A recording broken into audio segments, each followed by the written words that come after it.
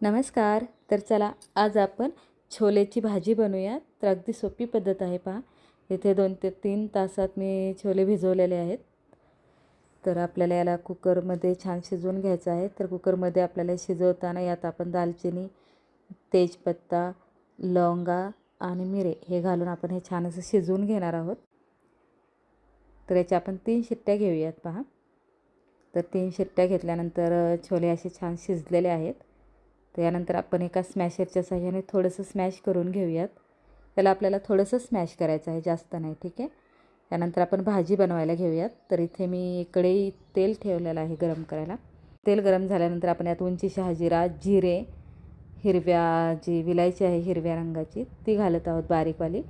दालचिनीचा एक तुकडा घातलेला आहे. यानंतर बारीक चिरलेला कांदा घातलेला आहे. तर आपल्याला हे छान असं परतून घ्यायचं आहे पहा. तर कांदा हा आपल्याला बारीक चिरून घालायचा आहे.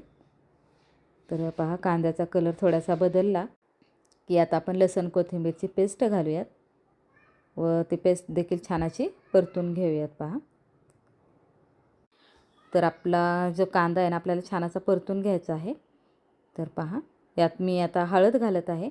इथे चिमूटभर हळद घालायची आहे. 2 चम्मच मी इथे धने पावडर घातलेले आहेत. 1 चम्मच मी इथे गरम मसाला घातलेला आहे. यानंतर छोले भटुऱ्याचा जो मसाला आहे ना तो घालत आहे मी इथे. छोल्याचा मसाला 1 चम्मच आणि 2 चम्मच मी इथे काळं तिखट घालत आहे. तर आपलं घरचं काळं तिखट घालायचं आहे. तर हे सर्व मसाले आपण घातल्यानंतर छान असं परतून घेऊयात पहा. तर आपल्याला मसाले देखील छान असे परतून घ्यायचे आहेत यात.